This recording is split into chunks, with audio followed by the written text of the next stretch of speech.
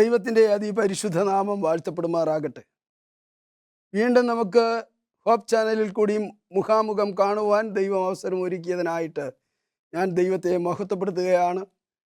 ഈ നാളുകളിലൊക്കെയും ദൈവത്തിൻ്റെ കരുതലിലും കാവലിലും നമുക്കെല്ലാവർക്കും ആയിരിക്കാൻ ദൈവം ഇടയാക്കിയതിനായിട്ട് ദൈവത്തെ മഹത്വപ്പെടുത്താം. നമ്മളിൽ ഒരു കുഞ്ഞു പോലും നഷ്ടപ്പെട്ടു പോകാതെ ദൈവത്തിൻ്റെ അത്ഭുതകരമാകുന്ന കരങ്ങളിൽ ഓരോ ദിവസവും പരിപാലിക്കുന്ന കൃപയ്ക്കായി ദൈവത്തിന് നന്ദി പറയാം. നിങ്ങളെ എല്ലാവരെയും ഒരിക്കൽ കൂടി സ്വാഗതം ചെയ്യുന്നു. ഈ ഒരു കൂടിവരവ് ഏറ്റവും അനുഗ്രഹപൂർണ്ണമായി തീരുവാൻ സർവശക്തൻ ഇട നൽകുമാറാകട്ടെ എന്ന് പ്രാർത്ഥിക്കുന്നു. നമ്മുടെ വചന ശുശ്രൂഷയുടെ മുന്നോടിയായി നമുക്കെല്ലാവർക്കും കണ്ണുകളെ അടയ്ക്കാം, ഒരു വാക്ക് പ്രാർത്ഥിക്കാം. സ്നേഹവാനും പരിശുദ്ധനുമാകുന്ന നല്ല ദൈവമേ, അനുഗ്രഹപൂർണമായി നല്ല സമയത്തിനായി നന്ദിയോടെ സ്തോത്രം.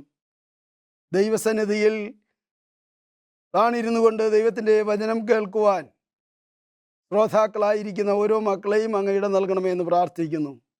അങ്ങയുടെ പരിശുദ്ധാത്മാവിനാൽ അവരെ നയിക്കണമേ. ദൈവത്തിൻ്റെ ക്രൂശിൻ മറവിലിരുന്നു കൊണ്ട് ആ വചനം ശ്രമിപ്പാൻ അവരെ ഇടയാക്കണം. പ്രാർത്ഥന കേട്ടിരിക്കാൻ സ്തോത്രം. സകലത് യേശുവിൻ്റെ നാമത്തിൽ തന്നെ, ആമേൻ. പ്രിയ ദൈവമക്കളെ, ഇന്ന് ഞാൻ നിങ്ങളോട് പങ്കുവയ്പ്പാൻ ആഗ്രഹിക്കുന്നതായ വേദഭാഗവും അതുപോലെ തന്നെ വിഷയമെന്ന് പറയുന്നത് പ്രാർത്ഥന അഥവാ പ്രയർ. പ്രാർത്ഥന എന്ന് കേൾക്കുമ്പോൾ തന്നെ നമുക്കറിയാം, ദൈവവുമായിട്ട് നമുക്കുണ്ടാകേണ്ടതായ ഏറ്റവും അടിസ്ഥാനപരമായിട്ടുള്ള ഒരു ബന്ധമാണ്. ദൈവത്തിന് നന്ദി പറയുകയും ദൈവം ചെയ്ത ഉപകാരങ്ങളെ ഓർത്ത് ദൈവത്തോട് നന്ദി പറഞ്ഞുകൊണ്ട് ദൈവസന്നിധിയിൽ നമ്മുടെ ആവശ്യങ്ങളെ നിരത്തുവാൻ, ദൈവവുമായിട്ടൊരു അഭിമുഖം നടത്തുവാൻ, ദൈവത്തെ നമ്മുടെ ഭാഗമാക്കി ദൈവിക അനുഗ്രഹങ്ങൾ പ്രാപിപ്പാൻ ഒക്കെയും ഉള്ളതായ ഒരു പ്രക്രിയ എന്ന് വേണമെങ്കിൽ പറയുവാൻ കഴിയും പ്രാർത്ഥന. അത് സ്വർഗത്തിൻ്റെ ഭണ്ഡാരഗ്രഹത്തിൻ്റെ താക്കോലായിട്ട് നമുക്ക് കാണുവാൻ സാധ്യമാകും. പ്രാർത്ഥനയില്ലാത്ത ഒരു വ്യക്തിക്ക് ജീവിതത്തിൽ മുൻപോട്ട് പോകുവാൻ തന്നെ സാധ്യമല്ല. ദൈവിക അനുഗ്രഹങ്ങൾ പ്രാപിപ്പാൻ സാധ്യമല്ല. പ്രാർത്ഥന എന്ന് പറയുന്നത് എല്ലായ്പ്പോഴും ഒരു മനുഷ്യൻ്റെ ജീവിതത്തിൽ ഏറ്റവും മർമ്മപ്രധാനമായ ഘടകമായിട്ട് നമുക്ക് കാണുവാൻ സാധ്യമാകും. അതുകൊണ്ട് പ്രാർത്ഥനയ്ക്ക് പ്രാധാന്യം നൽകുന്ന വ്യക്തികൾക്ക് ജീവിതത്തിൽ അഭിവൃദ്ധി ഉണ്ടാകും, ജീവിതത്തിൽ സുരക്ഷിതത്വം ഉണ്ടാകും, ജീവിതത്തിൽ ക്രമീകൃതമായ ഒരു ജീവിതം നയിപ്പാൻ സാധ്യമാകും. ജീവിതം എപ്പോഴും ആലോചന നിറഞ്ഞ് ദൈവവചന പഠനത്തിൽ കൂടി ദൈവത്തോട് കൂടുതൽ ആലോചനകൾ തേടുവാനും അത് മുഖാന്തരം നമ്മുടെ ബുദ്ധിയെ വികസിപ്പിക്കുവാനും നമ്മുടെ തൊഴിൽ മേഖലകളെ ത്വരിതപ്പെടുത്തുവാനും എല്ലാ കാര്യങ്ങൾ ക്രമീകരിപ്പാനും ഏറ്റവും മർമ്മപ്രധാനമായ ഒരു ഘടകമാണ് പ്രാർത്ഥന എന്നുള്ളത്. അതുകൊണ്ട് വേദപുസ്തകം ഇപ്രകാരം രേഖപ്പെടുത്തിയിരിക്കുന്നു. സങ്കീർത്തനം 65 2-ാമത്തെ വാക്യം, പ്രാർത്ഥന കേൾക്കുന്നവനായുള്ളവേ സകല ജഡവും നിന്റെ അടുക്കലേക്ക് വരുന്നു. ഇത് ദാവീദിൻ്റെ ഒരു പ്രാർത്ഥനയാണ്. ദാവീദ് പറയുകയാണ്, പ്രാർത്ഥന കേൾക്കുന്ന ഒരു ദൈവമുണ്ട്. ആ ദൈവത്തിൻ്റെ സന്നിധിയിലേക്ക് സകല ജഡവും അല്ലെങ്കിൽ എല്ലാ മനുഷ്യജാലവും കടന്നു വരുന്നു എന്നാണ്. മനുഷ്യൻ എന്തിനു വേണ്ടിയാണ് ദൈവത്തിൻ്റെ സന്നിധിയിലേക്ക് കടന്നു വരുന്നത്? അവൻ്റെ പോരായ്മകൾ അഥവാ അവൻ്റെ കുറവുകൾ, അവൻ ജീവിതത്തിൽ വന്നിരിക്കുന്നതായ എല്ലാ കാര്യങ്ങളും ദൈവത്തോട് ഉണർത്തിക്കുവാനാണ്. ദൈവത്തിനോട് അപ്രകാരം നമുക്ക് ഉണർത്തിക്കുവാൻ കഴിഞ്ഞാൽ, നമ്മുടെ ആവശ്യങ്ങളെ ദൈവസന്നിധിയിൽ നിരത്തുവാൻ കഴിഞ്ഞാൽ, നമുക്ക് ദൈവത്തിൽ നിന്ന് അനുഗ്രഹങ്ങൾ പ്രാപിപ്പാൻ സാധ്യമായി തീരും. ദൈവത്തിൽ നിന്ന് നാം പ്രാപിക്കുന്നതായ അനുഗ്രഹങ്ങൾ അത് നമുക്ക് വിലയിരുത്തുവാൻ കഴിയുകയില്ല. കാരണം അതിൻ്റെ ആഴവും വ്യാപ്തിയും എത്രയെന്ന് നമുക്ക് വിലയിരുത്തുവാൻ കഴിയുകയില്ല. അത് യഹോവയിൽ നിന്ന് ദൈവത്തിൻ്റെ ഹിതത്തിനനുസരിച്ച് നമുക്ക് ലഭിക്കുന്ന ഒന്നാണ്. പ്രാർത്ഥനയെക്കുറിച്ച് വേദപുസ്തകത്തിൽ ഒട്ടനവധി വാക്യങ്ങൾ രേഖപ്പെടുത്തിയിട്ടുണ്ട്. സങ്കീർത്തനത്തിൻ്റെ ഒരു നല്ല പങ്ക് പ്രാർത്ഥനയ്ക്ക് വേണ്ടി മാറ്റിവെച്ചിരിക്കുന്നതായി നമുക്ക് കാണുവാൻ സാധ്യമാകും.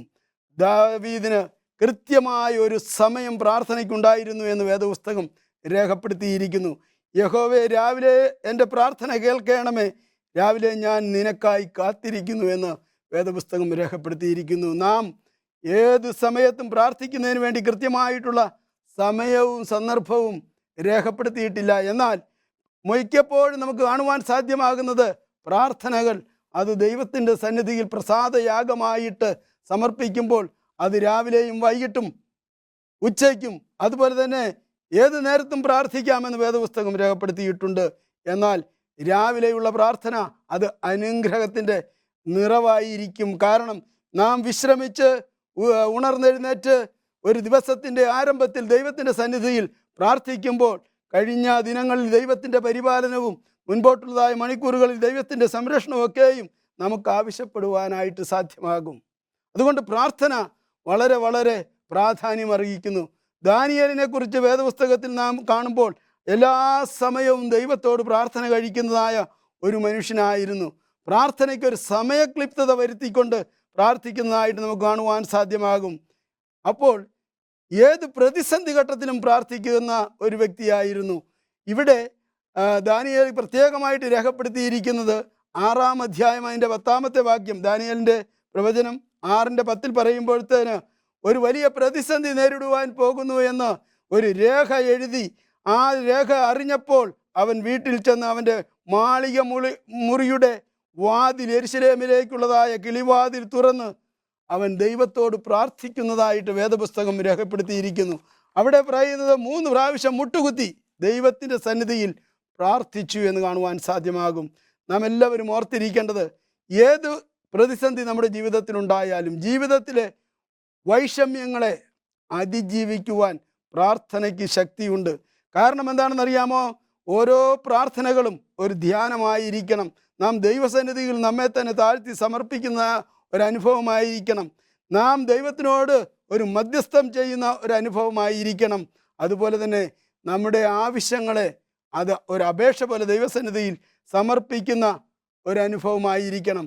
ആയതുകൊണ്ട് പ്രാർത്ഥനയ്ക്ക് അതിൻ്റെതായ പ്രാധാന്യം നൽകിക്കൊണ്ട് നാം പ്രാർത്ഥിക്കുകയാണ് എങ്കിൽ ഓരോ പ്രാർത്ഥനകളും പ്രാർത്ഥിച്ചവസാനിക്കുമ്പോൾ അതിൽ നിന്ന് നമുക്ക് പ്രതിഫലം ലഭിച്ചു എന്ന് വിശ്വസിക്കേണ്ടതും അനിവാര്യമാണ്. സങ്കീർത്തനക്കാരൻ 19:14 പറയാണ്, എൻ്റെ പാറയും എൻ്റെ വീണ്ടെടുപ്പുകാരനുമായ യഹോവേ, എൻ്റെ വായിലെ വാക്കുകളും എൻ്റെ ഹൃദയത്തിലെ ധ്യാനവും നിനക്ക് പ്രസാദകരമായിരിക്കുന്നു. അപ്പോൾ ഇവിടെ ഈ വേദഭാഗത്തിന് വളരെ പ്രാധാന്യമുണ്ട്. എന്താണ്? ദൈവത്തിൽ നാം ആശ്രയം വയ്ക്കുക. ദൈവമാണ് എന്നെ നടത്തുന്നത്, ആ ദൈവത്തിൻ്റെ കരം എന്നോട് കൂടെ ഉണ്ട് എന്നാണ് ഇവിടെ പറഞ്ഞിരിക്കുന്നത്. എൻ്റെ പാറയും എൻ്റെ വീണ്ടെടുപ്പുകാരനുമാകുന്ന യഹോവ. അത് കഴിഞ്ഞിട്ട് വീണ്ടും പറയാണ്, നിൻ്റെ വായിലെ വാക്കുകൾ എൻ്റെ ഹൃദയത്തിന് ഒരു ധ്യാനമായിട്ടിരിപ്പാൻ തക്കവണ്ണം പ്രസാദകരമായിരിക്കുന്ന ഒരനുഭവം ഉണ്ടാകണം. ഞാൻ നിൻ്റെ സകല പ്രവൃത്തിയെയും കുറിച്ച് ധ്യാനിച്ച് നിൻ്റെ ക്രമങ്ങളെക്കുറിച്ച് ഞാൻ ചിന്തിക്കുമെന്ന് സങ്കീർത്തനം 77:12 പറയുന്നു. പ്രിയമുള്ളവരെ, നമ്മൾ എത്ര പേരാണ് ഇപ്രകാരം പ്രാർത്ഥിക്കുന്നത്? ഓരോ പ്രാർത്ഥനകളും ഓരോ ധ്യാനവും അത് ദൈവത്തിന് പ്രസാദകരമായിട്ടാണോ നാം പ്രാർത്ഥിക്കുന്നത്? ആ പ്രാർത്ഥനയ്ക്ക് ഉത്തരം ലഭിക്കുന്നുണ്ടോ എന്ന് നാം ഓരോരുത്തരും തിരിഞ്ഞ് ചിന്തിക്കാറുണ്ടോ? പലപ്പോഴും നിഷ്ഫലമാകുന്ന പ്രാർത്ഥനകളാണ് എന്ന് നാം പറയും. പലപ്പോഴും ദൈവം എനിക്ക് ഉത്തരം നൽകില്ലെന്നില്ല എന്ന് പറയും. പലപ്പോഴും നമ്മുടെ പ്രാർത്ഥന ദൈവം കേൾക്കുന്നില്ല എന്ന് പറയും. എന്നാൽ ദൈവത്തിൻ്റെ സന്നിധിയിൽ പ്രാർത്ഥിക്കുന്ന സകല പ്രാർത്ഥനകൾക്കും ഉത്തരം ലഭിക്കും എന്ന് ഞാനും നിങ്ങളും അറിഞ്ഞിരിക്കണം. ആ പ്രാർത്ഥനകൾക്ക് ചിലപ്പോൾ കാലതാമസം ഉണ്ടാകാം, ചില പ്രാർത്ഥനകൾക്ക് ഉത്തരം ലഭിക്കുവാൻ. എന്നാൽ ദൈവസന്നിധിയിൽ നമ്മുടെ പ്രാർത്ഥനകൾ എത്തുന്നു എന്ന് ഞാനും നിങ്ങളും മറന്നു പോകരുത്. പ്രാർത്ഥന എന്ന് പറയുന്നത് സത്യസന്ധമായിട്ടുള്ളതായ ഒരു അനുഗ്രഹമാണ്. അത് നമുക്ക് ദൈവത്തിൽ നിന്ന് ലഭിക്കുന്ന ഒരു വരദാനമാണ്. ദൈവം നമുക്ക് ഓരോരുത്തർക്കും ജീവിതത്തിൽ ഉണ്ടാകുന്ന എല്ലാ വൈഷമ്യങ്ങളെയും നേരിടുവാൻ വേണ്ടി, പ്രതികൂലങ്ങളെ നേരിടുവാൻ വേണ്ടി നാം ദൈവത്തോട് അഭയയാചന കഴിക്കുന്നതായ, ആശ്വാസം കണ്ടെത്തുന്നതായ ഒരനുഭവമാണ്. ഓരോ പ്രാർത്ഥനകളും ദൈവത്തിൻ്റെ സന്നിധിയിൽ നമ്മുടെ ഹൃദയങ്ങളെ തുറക്കുന്ന ഒരനുഭവമാണ്. നമ്മൾ ഈ ലോകത്തിൽ ജീവിക്കുമ്പോൾ പ്രതികൂലങ്ങളും പ്രയാസങ്ങളും കഷ്ടതയും കണ്ണുനീരും എല്ലാ ദിവസങ്ങളിലും എല്ലാ സമയങ്ങളിലും നമ്മളെ അലട്ടിക്കൊണ്ടിരിക്കും. എന്നാൽ പ്രാർത്ഥനയുള്ളൊരു മനുഷ്യൻ അവൻ എപ്പോഴും ദൈവത്തോട് തൻ്റെ ആവശ്യങ്ങളെ നിരത്തുന്ന അനുഭവമുണ്ട്. പ്രാർത്ഥന അതൊരു പ്രിയ സുഹൃത്തിനോടെന്ന പോലെ നമുക്ക് ദൈവത്തോട് നമ്മുടെ ഹൃദയങ്ങളെ തുറക്കുവാനായിട്ടുള്ളതായ ഒരു അവസരമാണ്. ദൈവത്തിൻ്റെ സന്നിധിയിൽ നമ്മുടെ ഹൃദയങ്ങളെ തുറക്കുമ്പോൾ നമ്മുടെ ജീവിതത്തിലെ എല്ലാ കാര്യങ്ങളും അത് നല്ലതാകട്ടെ തീയതാകട്ടെ, നമുക്കുണ്ടാകുന്നതായ പ്രതിസന്ധികളായിക്കൊള്ളട്ടെ, നമ്മുടെ സഹജീവിയോട് അല്ലെങ്കിൽ നമ്മുടെ പ്രിയപ്പെട്ടവരോടുള്ളതായ നമ്മുടെ വൈഷമ്യങ്ങളാകട്ടെ, തെറ്റുകളും കുറ്റങ്ങളും കുറവുകളൊക്കെയും നമുക്ക് ദൈവത്തോട് നിരത്തുവാൻ ഉള്ള ഒരവസരമാണ്. അതുകൊണ്ടാണ് ഇവിടെ പറഞ്ഞിരിക്കുന്നത്, ഒരു സുഹൃത്തിനോടെന്ന പോലെ നമുക്ക് ദൈവത്തോട് സംസാരിക്കുവാനായിട്ട് സാധ്യമായി തീരും.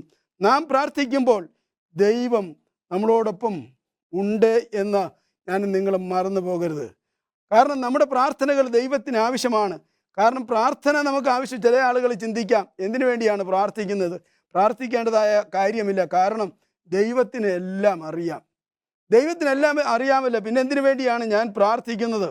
എന്നാൽ ദൈവം പറഞ്ഞിരിക്കുകയാണ്, വേദപുസ്തകം പറഞ്ഞിരിക്കുകയാണ്, യിരെമ്യാ പ്രവാചകൻ എഴുതിയിരിക്കുന്നു 33:3, എന്നെ വിളിച്ചപേക്ഷിക്കാൻ ഞാൻ നിനക്ക് ഉത്തരമരുളും. എന്നെ വിളിച്ചപേക്ഷിക്കണം. നിങ്ങളുടെ ആവശ്യങ്ങൾ എന്താണ് എന്ന് ദൈവത്തിന് അറിയാമെന്ന് പറഞ്ഞുകൊണ്ട് നാം പ്രാർത്ഥിക്കാതെ ഇരുന്നാൽ നമുക്ക് ഉത്തരം ലഭിക്കുകയില്ല. മറിച്ച് നാം ദൈവത്തോട് നമ്മുടെ ആവശ്യങ്ങളെ നിറവേറ്റുവാൻ വേണ്ടി എല്ലാ ദിവസവും എല്ലാ സമയവും ദൈവത്തോട് ആലോചന ചോദിക്കേണ്ടത് ആവശ്യമാണ്. അങ്ങനെ നാം ദൈവത്തോട് ആലോചന ചോദിക്കുമ്പോൾ നമ്മുടെ പ്രാർത്ഥനകൾക്ക് സമയാസമയങ്ങളിൽ ഉത്തരം ലഭിച്ചുകൊണ്ടേയിരിക്കും. ആ ഉത്തരങ്ങൾക്ക് അനുസൃതമായിട്ട് വേണം നമ്മുടെ മുൻപോട്ടുള്ള ക്രമീകരണങ്ങൾ. പലപ്പോഴും നമ്മൾ പ്രാർത്ഥന എന്ന് പറയുന്നത് കേവലം ഒരു ചടങ്ങ് പോലെ നിർവഹിക്കപ്പെടുന്നതായി നമുക്ക് കാണുവാൻ സാധ്യമാകും.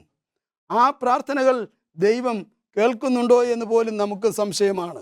പ്രാർത്ഥന കേൾക്കുന്ന ദൈവത്തിൻ്റെ സന്നിധിയിൽ നാം താണിരുന്നാൽ അതിൽ ആ പ്രാർത്ഥനകൾക്ക് ഉത്തരം ലഭിക്കുമെന്നത് മാത്രമല്ല, ദൈവത്തിൻ്റെ പരിശുദ്ധാത്മാവ് ഓരോ ദിവസവും നിങ്ങളെ ശക്തീകരിക്കുകയും നിങ്ങളെ നടത്തുകയും ചെയ്യും.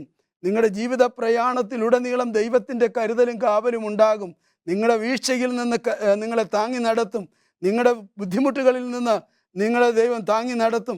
നിങ്ങളുടെ സാമ്പത്തിക ഭാരത്തിൽ നിന്ന് ദൈവം നിങ്ങൾക്ക് കൈത്താങ്ങായി നിൽക്കും. നിങ്ങളുടെ രോഗാവസ്ഥയിൽ നിന്ന് നിങ്ങൾക്ക് സൗഖ്യം ലഭിപ്പാൻ സാധ്യമാകും. അപ്പോൾ നമ്മൾ എങ്ങനെയാണ് പ്രാർത്ഥിക്കേണ്ടത്? ഒരു വ്യക്തിയായിട്ട് നമുക്ക് പ്രാർത്ഥിക്കാം, ഒരു സമൂഹമായിട്ട് പ്രാർത്ഥിക്കാം, നമുക്ക് ഭവനാംഗങ്ങൾ ഒത്തൊരുമയോടുകൂടി ഇരുന്ന് പ്രാർത്ഥിക്കാം. ഈ പ്രാർത്ഥനകളൊക്കെയും ദൈവത്തിൻ്റെ സന്നിധിയിൽ നമ്മുടെ ആവശ്യങ്ങളെ നിരത്തുന്ന അനുഭവമാണ്. അതുകൊണ്ടാണ് ഞാൻ ആദ്യം വായിച്ച വാക്യം ഒരിക്കൽ കൂടി വായിക്കുവാനായിട്ട് ആഗ്രഹിക്കുന്നത്. 65-ാം സങ്കീർത്തനം 2, പ്രാർത്ഥന കേൾക്കുന്നതിനായുള്ളവേ സകല ജഡവും നിൻ്റെ അടുക്കലേക്ക് വരുന്നു. നാം എല്ലാവരും ദൈവസന്നിധിയിലേക്കാണ് കടന്നു ചെല്ലേണ്ടത്. അങ്ങനെ നാം പ്രാർത്ഥിക്കുമ്പോൾ ദൈവം നമ്മുടെ പ്രാർത്ഥനകൾ കേൾക്കും. പക്ഷേ പ്രാർത്ഥനയ്ക്കിരിക്കുന്ന സമയം നാം ഒരുമനപ്പെട്ട് പ്രാർത്ഥിക്കേണ്ടതായിട്ടുണ്ട്. ഒരുമനപ്പെട്ട് പ്രാർത്ഥിക്കുമ്പോൾ മാത്രമേ ആ പ്രാർത്ഥനയ്ക്ക് ശക്തി ഉണ്ടാകുകയുള്ളൂ. നാം വ്യത്യസ്തമാകുന്ന ചിന്തകളും വ്യത്യസ്തമാകുന്ന മനോഭാവത്തോടും കൂടി പ്രാർത്ഥിക്കുവാനിരുന്നാൽ ആ പ്രാർത്ഥന വെറും നിഷ്ഫലമായി പോകും. അതുകൊണ്ട് പ്രാർത്ഥനാ സമയങ്ങളിൽ അല്ലെങ്കിൽ പ്രാർത്ഥനയ്ക്കായിട്ട് നാം ഒരുങ്ങുമ്പോൾ അതിനൊക്കെയും ഒരു ക്രമീകരണം ഉണ്ടാകണം. ആ ക്രമീകരണം എന്ന് പറയുന്നത് ഒരേ ഭാവവും ഒരേ ലക്ഷ്യവും ഒരേ പ്രത്യാശയുമുള്ള ഒരുമനപ്പെട്ടുള്ളതായ പ്രാർത്ഥനകളായിരിക്കണം നമ്മുടെ പ്രാർത്ഥനകൾ. സങ്കീർത്തനക്കാരൻ 34:17 പറയുന്നു, നീതിമാന്റെ നിലവിളി യഹോവ കേട്ട് സകല കഷ്ടത്തിൽ നിന്നും അവരെ വിടുവിച്ചു. നീതിമാന്റെ നിലവിളി യഹോവ കേട്ടു സകല കഷ്ടത്തിൽ നിന്നും അവരെ വിടുവിച്ചു. നമ്മളുടെ ഏത് കഷ്ടതകളുണ്ടെങ്കിലും, ഏത് പ്രയാസങ്ങളുണ്ടെങ്കിലും, ജീവിതത്തിലെ ഏത് ദുരിതങ്ങളുണ്ടെങ്കിലും അത് ദൈവത്തിനോടാണ് നാം ആലോചന ചെയ്യേണ്ടത്.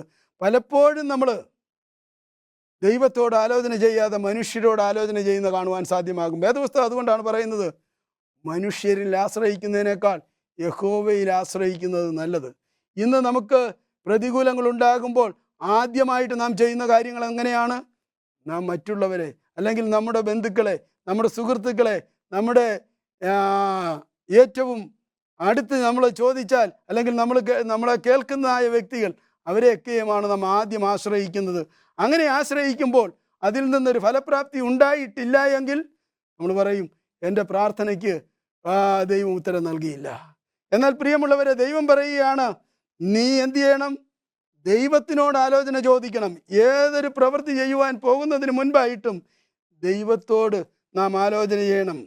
അങ്ങനെയാണ് നമ്മുടെ ഓരോരുത്തരുടെയും പ്രാർത്ഥനകൾക്ക് ഉത്തരം ലഭിക്കുവാൻ സാധ്യമാകുന്നത്.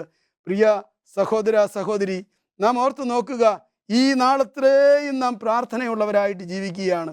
ഈ നാളുകളിലൊക്കെയും നാം പ്രാർത്ഥിച്ചിട്ടുണ്ട്. പ്രാർത്ഥനയില്ലാത്ത ഒരു വ്യക്തിക്ക് ഒരു നല്ല ക്രിസ്തീയ ജീവിതം നയിക്കുന്നു എന്ന് പറയുവാൻ കഴിയുകയില്ല. എന്നാൽ പലപ്പോഴും നമ്മുടെ പ്രാർത്ഥനകൾ വെറും ജൽപ്പനങ്ങളായി മാറിയിട്ടുണ്ടോ എന്ന് നിങ്ങൾ വിലയിരുത്തേണ്ടതായിട്ടുണ്ട്. നിങ്ങളുടെ പ്രാർത്ഥനകൾ എത്രമാത്രം അർത്ഥവത്താണ് എന്ന് നിങ്ങൾ വിലയിരുത്തേണ്ടതായിട്ടുണ്ട്. നിങ്ങൾ ദൈവമായിട്ട് എത്രമാത്രം നിങ്ങളുടെ ഹൃദയങ്ങളെ തുറന്നിട്ടുണ്ട് എന്ന് നിങ്ങൾ ചിന്തിക്കേണ്ടതായിട്ടുണ്ട്. നിങ്ങളുടെ ആവശ്യങ്ങളെ എത്രമാത്രം ദൈവസന്നിധിയിൽ സമർപ്പിച്ച് അതിന് ഉത്തരം ലഭിച്ചിട്ടുണ്ട് എന്ന് നിങ്ങൾ ചിന്തിക്കേണ്ടതായിട്ടുണ്ട്. നിങ്ങൾ ദൈവത്തോട് എത്രമാത്രം അടുത്ത് നിന്ന് നിങ്ങളുടെ ആവശ്യങ്ങളും നിങ്ങളുടെ ഇല്ലായ്മകളും നിങ്ങളുടെ വല്ലായ്മകളും ദൈവവുമായിട്ട് പങ്കുവെച്ചിട്ടുണ്ട് എന്ന് നിങ്ങൾ വിലയിരുത്തണം. പലപ്പോഴും നമ്മൾ ഒരു പ്രാർത്ഥന ഉള്ളവരാണ് എന്ന് പറഞ്ഞുകൊണ്ട് പ്രാർത്ഥിക്കുക, അതൊരു ചടങ്ങായി തീർക്കുക, അതിനുശേഷം അതിനെക്കുറിച്ച് മറന്നു പോകുക. എന്നാൽ ഓരോ ദിനവും ഓരോ നിമിഷവും ഞാനും നിങ്ങളും പ്രാർത്ഥിക്കുന്നത് അത് ദൈവം കേൾക്കുന്നുണ്ട്.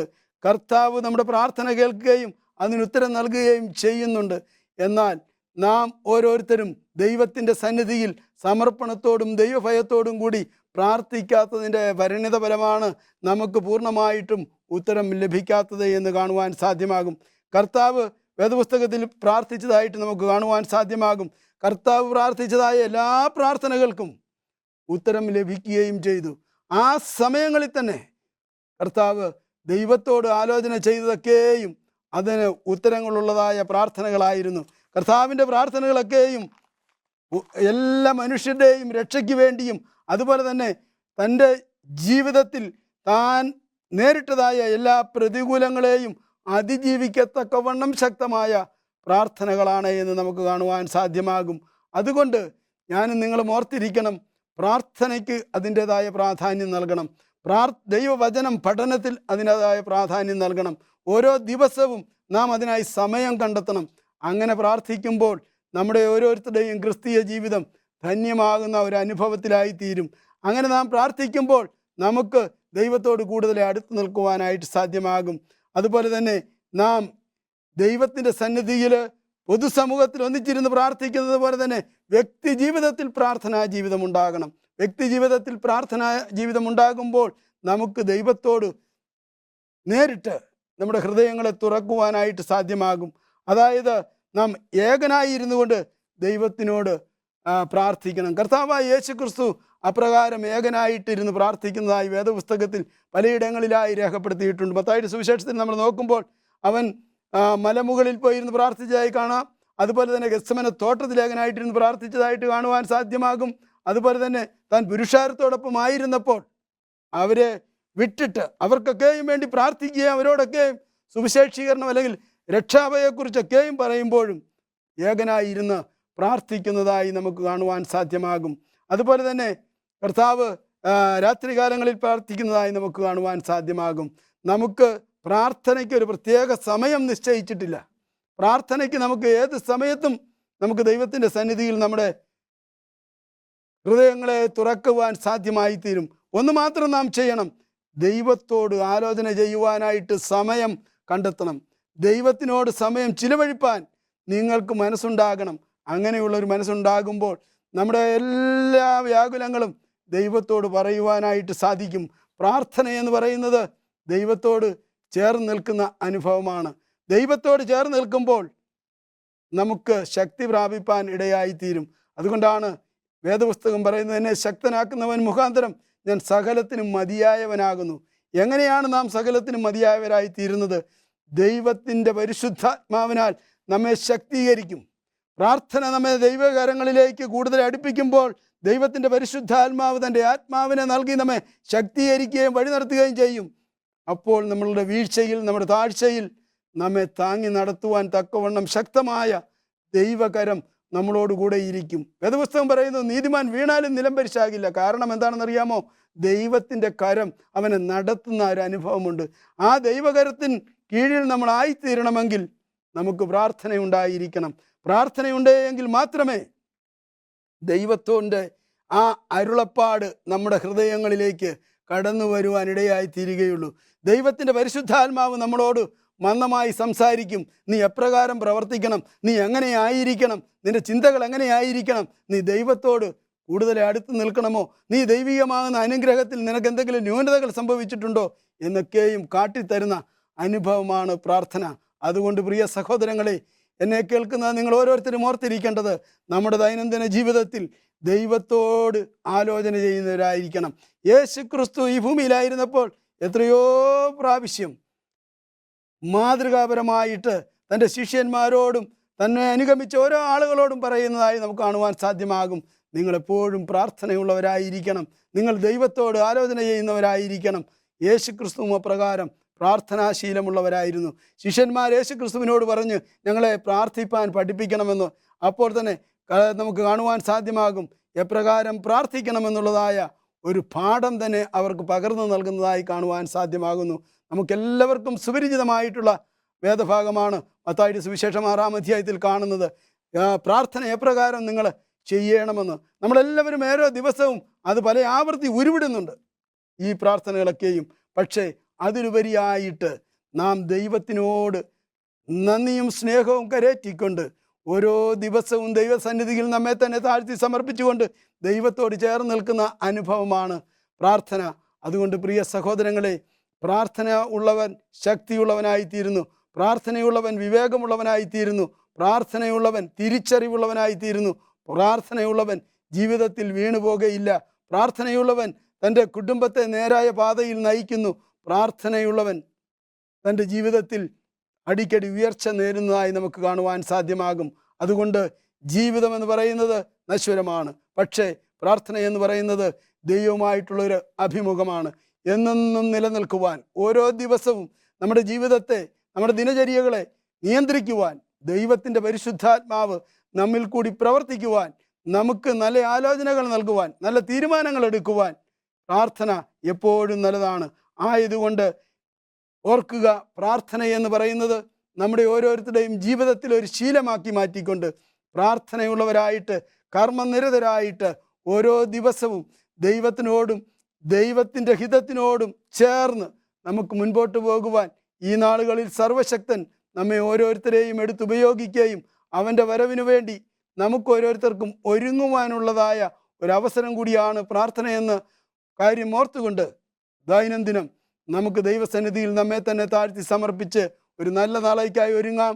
ഇത്രയും നേരം എന്നെ കേട്ട നിങ്ങളെല്ലാവരെയും സർവശക്തൻ നടത്തുകയും അങ്ങയുടെ കരങ്ങളിൽ വഹിക്കട്ടെ എന്നുള്ള പ്രാർത്ഥനയോടുകൂടി ഞാൻ എൻ്റെ വാക്കുകളെ നിർത്തുന്നു.